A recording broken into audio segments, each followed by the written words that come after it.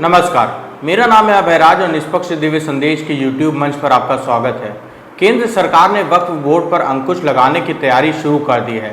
सूत्रों के मुताबिक नरेंद्र मोदी सरकार ने वक्फ कानून में संशोधन के बिल को मंजूरी दे दी है। वक्फ बोर्ड से किसी भी संपत्ति को वक्फ संपत्ति बनाने का अधिकार वापस होगा। शुक्रवार को कैबिनेट की बैठक में वक्फ कानून में करीब 40 संशोधनों को मंजूरी मिली है।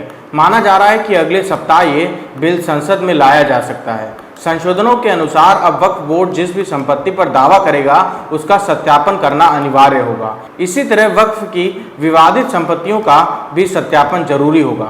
बता दें कि साल 1995 में पीवी नरसिम्हा राव की नेतृत्व वाली कांग्रेस सरकार ने वक्फ बोर्ड को जमीन अधिग्रहण के असीमित अधिकार प्रदान करते हुए उसकी ताकत बढ़ा दी थी। पीवी नरसिम्हा राव सरकार ने वक्फ बोर्ड अधिनियम में कई बदलाव किए थे। वक्फ अधिनियम पहली बार साल 1954 में संसद द्वारा पारित किया गया था, लेकिन बाद में इसे निरस्त कर दिया गया था और साल 1995 में नया वक्फ अधिनियम पारित किया गया था, जिससे वक्फ बोर्डों को अधिक अधिकार दिए गए। बाद में वर्ष 2013 में संशोधन पेश किए गए, जिससे वक्फ को इससे संबंधित मामलों में असीमित और पूर्ण स्वायत्तता प्राप्त हुई।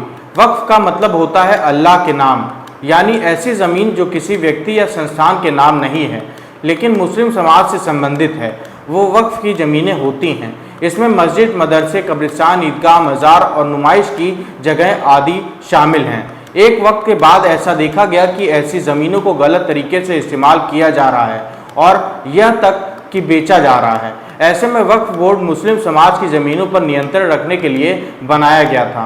वक्फ की ज़मीनों के बेजा इस्तेमाल को रोकने और ज़मीनों को गैर कानूनी तरीके से बेचने से बचाने के लिए वक्फ बोर्ड बनाया गया था। आपको बता दें कि वक्फ बोर्ड दो प्रकार के होते हैं, पहला शिया वक्फ बोर्ड और दूसरा सुन्नी वक्फ बोर्ड। इसी प्रकार वक्फ में दो प्रकार की ज़मीनें होती हैं। पहली वक्फ अलल औलाद, ये ज़मीनें होती हैं जो किसी व्यक्ति ने मुस्लिम समाज के कल्याण के लिए दान दे दी हों। दान देने के बाद ये ज़मीन मुस्लिम समाज के इस्तेमाल में होती हैं, लेकिन इसका मैनेजमेंट दानदाता के परिवार के पास होता है। परिवार के सदस्य ऐसी ज़मीन को बेच नहीं सकते, लेकिन उसके इस्तेमाल पर फैसला ले सकते हैं। दूसरी होती है वक्फ अलल खैर, इन ज़मीनों का कोई मालिक नहीं होता। वक्फ बोर्ड के अधीन आने वाली इन ज़मीनों पर बोर्ड किसी व्यक्ति को इसका मैनेजर बना देता है।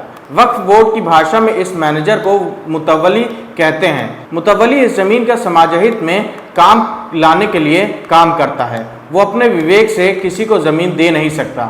उत्तर प्रदेश में सुन्नी वक्फ बोर्ड के पास 1,23,000 ज़मीनें हैं, जबकि शिया वक्फ बोर्ड के पास करीब 3,102 ज़मीनें हैं। कम होने के बावजूद शिया बोर्ड की ज़मीनें जहाँ जहाँ हैं उनका टुकड़ा काफ़ी बड़ा बड़ा है। धन्यवाद।